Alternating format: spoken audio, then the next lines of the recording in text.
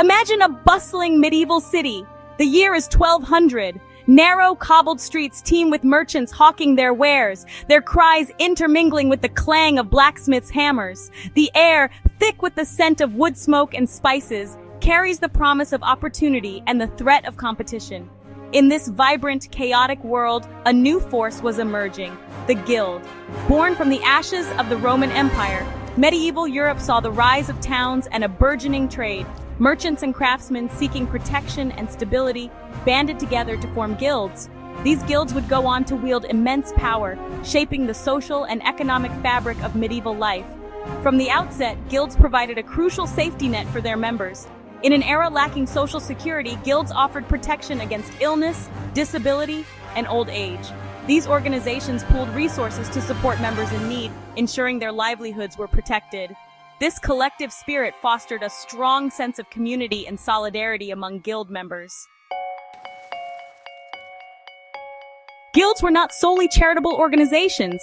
They were first and foremost economic powerhouses. Central to their function was the strict regulation of trade within their respective spheres of influence. Guilds dictated the price and quality of goods, ensuring fair competition among their members and preventing undercutting that could harm the entire trade. This meticulous control extended to every facet of production, from the sourcing of raw materials to the methods of manufacture. The guild's influence reached far beyond the workshop. These organizations held considerable sway in local governance, often playing a pivotal role in town councils and shaping urban policies. Guilds lobbied for favorable trade regulations, secured monopolies within their towns, and even raised their own militias to protect their interests. This potent blend of economic clout and political muscle cemented their status as pillars of medieval society, their influence permeating every level of urban life. Guilds also fostered a sense of community, organizing festivals and events that brought townsfolk together, showcasing their crafts and strengthening social bonds. Within the guilds, members shared meals, celebrated milestones, and passed down their knowledge to apprentices, ensuring the continuity of their craft.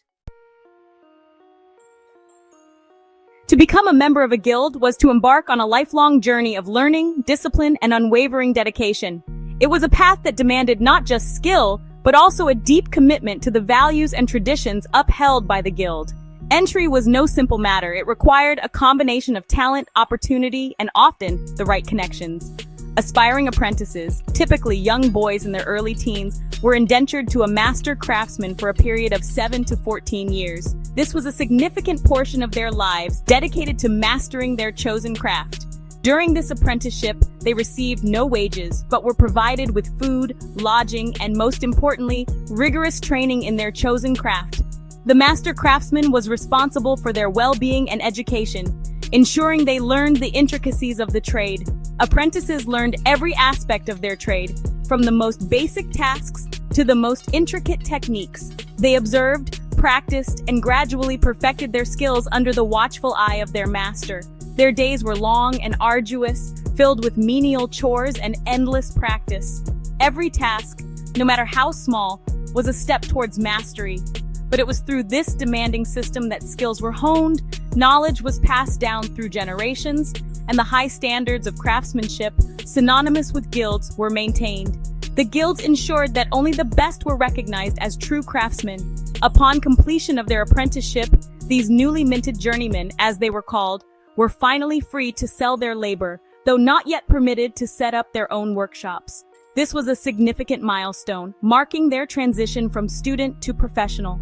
Journeymen often traveled extensively, seeking work in different cities and honing their skills under different masters. This period of travel was essential for broadening their experience and exposure to various techniques and styles. It was a period of refinement, a chance to broaden their horizons and deepen their understanding of their chosen craft.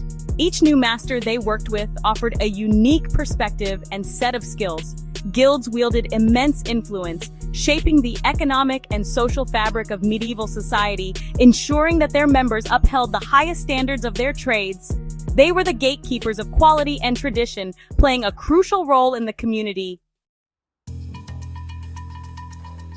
Section 4. The height of guild power. By the late Middle Ages, guilds had reached the zenith of their power. These organizations, which began as simple associations of craftsmen and merchants, had evolved into powerful entities that controlled much of the economic and social life in medieval towns. Their influence permeated every aspect of urban life, from the daily routines of townspeople to the grand decisions made in town councils. Their regulations governed everything from the price of bread to the quality of shoes. Guilds ensured that standards were maintained and that their members adhered to strict codes of conduct. They had amassed considerable wealth, owning substantial property and resources. This wealth was not just in the form of money, but also in the form of influence and power. Guilds wielded significant political clout, often having a say in the governance of towns and cities. Their leaders were influential figures, respected and sometimes even feared. Guild halls, often the most opulent buildings in medieval towns, stood as symbols of their power and prestige. These halls served not only as meeting places for guild members, but also as centers of social life, hosting feasts, performances, and even religious ceremonies. They were the heart of the community, where important events and decisions took place. However, this era of unchallenged dominance was not to last. The stability and control that guilds enjoyed began to wane. The winds of change were already blowing, signaling the end of an era and the beginning of a new one. The rise of capitalism, with its emphasis on individual enterprise and free markets, posed a fundamental challenge to the guild system. This new economic order valued competition and innovation over the collective control and regulation that guilds represented. This shift led to conflicts within the guilds as members struggled to adapt to the changing times. Moreover, technological advancements, particularly in the textile industry, began to undermine the traditional crafts that formed the bedrock of guild power. Machines could produce goods faster and cheaper than skilled artisans. This technological shift was a blow to the guilds as it reduced the demand for handcrafted goods. The grandeur of guild halls began to fade, and the once powerful guilds found themselves struggling to maintain their relevance. Despite their decline, the legacy of guilds endures. Their influence can still be seen in modern trade organizations and professional associations, which continue to shape industries and maintain standards. The principles of quality control and collective bargaining that guilds championed are still relevant today. Section 5. The legacy endures. The decline of guilds was a gradual process, spanning several centuries and varying across Europe. These organizations, once the backbone of medieval commerce and craftsmanship, faced numerous challenges as the world around them evolved. While some guilds adapted to the changing economic landscape, many others clung stubbornly to their traditional ways, their power and influence steadily waning. The rise of new technologies and the shift towards more centralized forms of production made it increasingly difficult for guilds to maintain their relevance. By the dawn of the Industrial Revolution, the guild system, once a dominant force in European society, had largely been relegated to the annals of history. The mechanization of production and the emergence of factories marked the end of an era, as the artisanal methods championed by guilds were replaced by mass production techniques. Yet, the legacy of guilds endures, their influence echoing through the centuries, shaping the contours of modern labor practices. The principles they established continue to inform the way we think about work, community, and mutual support.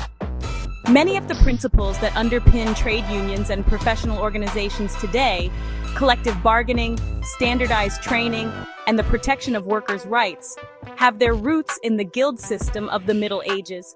These modern entities owe a great deal to the structures and practices developed by their medieval predecessors. The guilds of medieval Europe, though long gone, offer a fascinating glimpse into a bygone era. They were more than just economic entities. They were social institutions that provided a sense of identity and belonging to their members. The guilds of medieval Europe, though long gone, offer a fascinating glimpse into a bygone era. They remind us that even in the most turbulent of times, humans have an innate desire to come together, to protect one another, and to build a better future. The bustling marketplaces and vibrant town squares of the past were not just centers of commerce, but also hubs of social interaction and community life. They remind us that even in the most turbulent of times, humans have an innate desire to come together, to protect one another, and to build a better future. The guilds fostered a sense of solidarity and mutual aid that helped their members navigate the uncertainties of medieval life. And while the specific forms these collaborations take may change with the times, the underlying human need for connection, for purpose, and for a sense of belonging remains as relevant today as it was in the bustling marketplaces of medieval Europe. The Guild's emphasis on community and mutual support is a timeless aspect of human society. The rise of guilds in medieval Europe was a response to the growing complexity of trade and the need for regulation and mutual support among craftsmen and merchants. As trade expanded and markets grew, the need for organized structures to manage these activities became increasingly apparent. Guilds provided a structured environment where skills were passed down through generations, ensuring the quality and consistency of goods and services.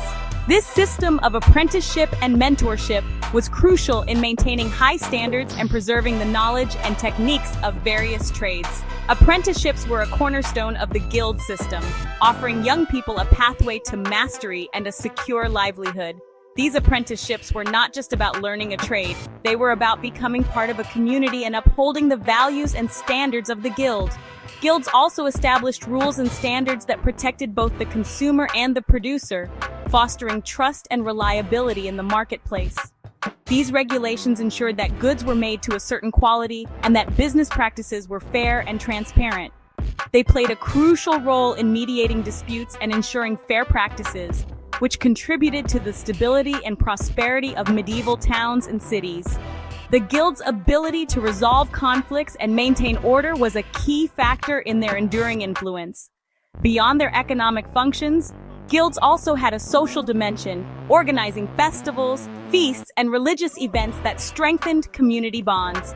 These gatherings were opportunities for members to celebrate their shared identity and reinforce their commitment to the guild and its values.